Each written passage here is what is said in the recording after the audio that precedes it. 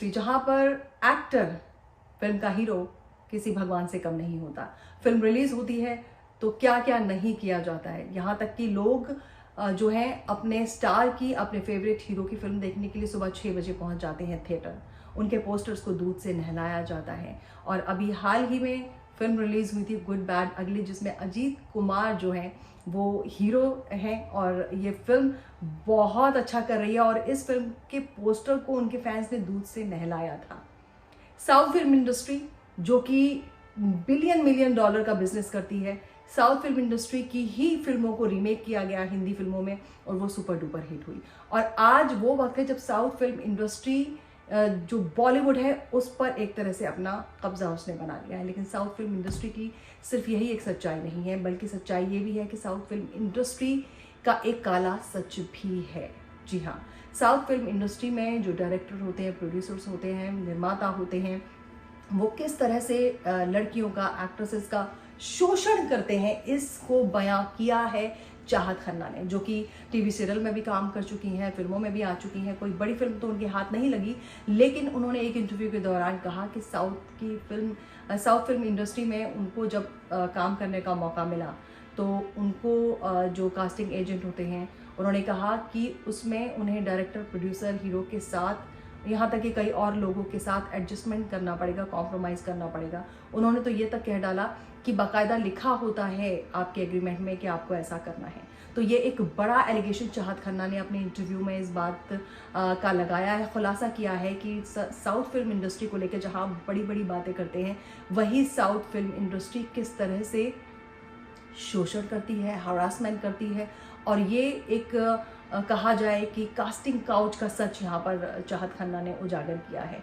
चाहत खन्ना ये वो पहली एक्ट्रेस नहीं है जिन्होंने ये कहा हो कि साउथ फिल्म इंडस्ट्री में इस तरह से होता है, जब आपको फिल्म में साइन किया जाता है तो आपको उस एग्रीमेंट में बाकायदा लिखकर ये कहा जाता है कि आपको कॉम्प्रोमाइज़ करना पड़ेगा कई लोगों के साथ। तो इसका क्या मतलब समझा जाए कि क्या आपको कई लोगों के साथ सोना पड़ेगा।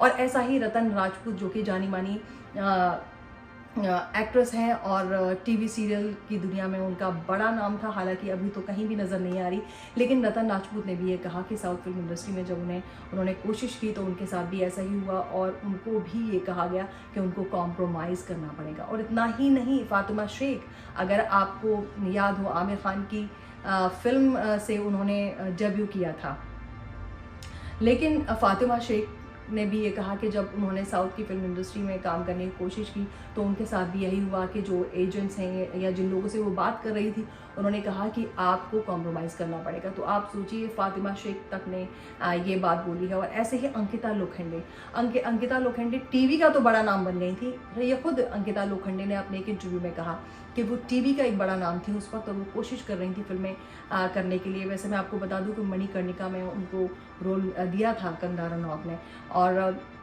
उसके अलावा उन्होंने एक और फिल्म की, लेकिन वो कोशिश कर रही थी कि साउथ फिल्म इंडस्ट्री में उनको भी मौका मिल जाए।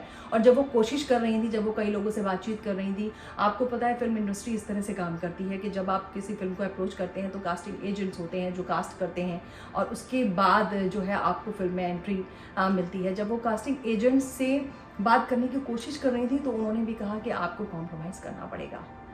उन्होंने साफ तौर पे कहा कि एजेंट ने मुझे ये कहा कि जो हम कहेंगे वही आपको करना पड़ेगा, यानी कि आपको तो एक्टर, हीरो के साथ भी सोना पड़ेगा, इस तरह की बात। आप सोचिए कि किस हद तक फिल्म इंडस्ट्री का जो काला सच है वो रह रहकर ये जो एक्ट्रेसेस हैं वो सामने लेकर आती हैं। और सिर्फ ये साउथ की फिल्म इंडस्ट्री तक ही सीमित नहीं है, बल्कि ये बॉलीवुड में रचा बसा है। जब भी कोई नया कलाकार आता है तो उसको कितना संघर्ष करना पड़ता है, ख़ासतौर पर अगर आप फीमेल हैं तो आपको कितनी मुश्किलों का सामना करना पड़ता है। कास्टिंग काउच की कहानियाँ हमने कितनी सुनी है, जितनी भी कई अदाकाराएँ हैं, जो कई एक्ट्रेसेस हैं जिन्होंने ये कहा कि उनको कास्टिंग काउच से गुजरना पड़ा है।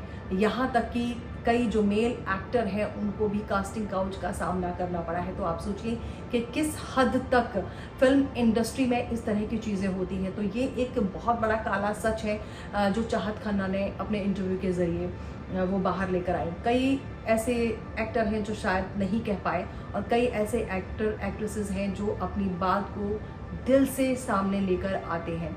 और ऐसे ही तनुश्री दत्ता, उन्होंने उनकी उनकी जब उन्होंने एक बात बोली कि नाना पाटेकर ने उनके साथ बदतमीज़ी की, उनके साथ जिस तरह से शोषण किया, उसके बाद तो पूरा मी टू मूवमेंट शुरू हो गया।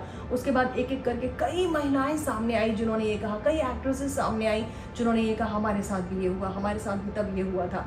तो जब एक आवाज़ बुलंद होती है तो उसके बाद कई आवाज़ें निकल कर आती हैं कि हाँ, हमें भी एक आवाज़ मिली है, हम भी अपना उतना दम दिखाएं, उतनी ताकत दिखाएं, उतने स्ट्रांग बने कि हम अपनी आवाज़ को बुलंद कर सकें और कह सकें कि हाँ, हमारे साथ गलत हुआ है। तो जिस साउथ की फिल्म इंडस्ट्री को लेकर बड़ी बड़ी बातें कही जाती हैं, उस साउथ की फिल्म इंडस्ट्री का ये भी एक बहुत बड़ा सच है कि वहाँ पर कास्टिंग काउच कितने बड़े पैमाने पर हो रहा है।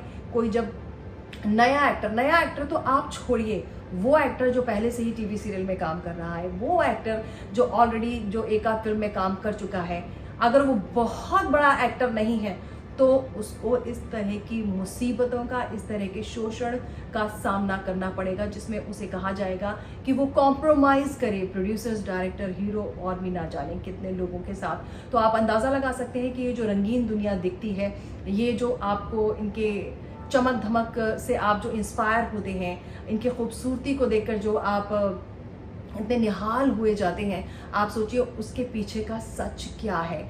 चाहत खन्ना ने यहाँ पर एक बहुत बड़े टॉपिक को उठाया जिसमें उन्होंने साफ तौर पर कहा कि मैं साउथ की फिल्म के लिए अप्रोच कर रही थी, मैं कोशिश कर रही थी कि मुझे फिल्म मिल जाए और फिर मुझे ये कहा गया कि आपको डायरेक्टर, प्रोड्यूसर्स और पता नहीं कितने लोगों के साथ कॉम्प्रोमाइज़ करना पड़ेगा और बाकायदा ये एग्रीमेंट में होगा। लेकिन अब सवाल ये है कि इसको कैसे रोका जाए? क्या कोई तरीका है इसको रोकने का? क्या गवर्नमेंट की तरफ से कुछ रोका जा सकता है? क्या ये पॉसिबल है? क्या ये संभव है कि जो फिल्म इंडस्ट्री के लोग हैं वही नैतिकता के आधार पर कुछ खुले माइंड से ऐसा डिसीजन लें कि जो लड़कियां आ रही हैं काम करने के लिए, उनके साथ ऐसा ना हो। अगर कोई बड़ा स्टार नहीं है, कोई मान लीजिए कोई एक टीवी सीरियल या एक फिल्म करके आ रहा है या वो भी करके नहीं आ रहा है, तो उसका शोषण ना हो, ये कैसे तय होगा? दोस्तों, आपका इस पूरे मामले पर क्या कहना है? साउथ इंडस्ट्री का काला सच, ये वो काला सच है जो साउथ की फिल्म इंडस्ट्री का जो चमक धमक दिख रही है ना, उस पर कालिक कहीं ना कहीं ये पोत देता है। दोस्तों, ये वीडियो आपको मेरा कैसा लगा है? मेरे channel movie magic with Saira को लाइक, सब्सक्राइब, शेयर ज़रूर कर लें। और अब मैं जल्दी ही एक सीरीज़ स्टार्ट करने वाली हूँ और कोशिश करूँगी कि वीक में 2 ऐसे वीडियोज़ आपके लिए अपलोड करूँ जो कि फिल्म इंडस्ट्री, चाहे वो बॉलीवुड, चाहे वो साउथ की फिल्म इंडस्ट्री हो, चाहे वो हॉलीवुड हो, वहाँ से मैं कुछ ऐसे टॉपिक आपके लिए लेकर आऊँगी जो सिर्फ चमक धमक की बात नहीं करेंगे, जबकि बात करेंगे रियल टू रियल की। इस वीडियो में बस इतना ही दोस्तों, फिर होगी आपसे मुलाकात। अपना ख्याल रखें। ठीक है।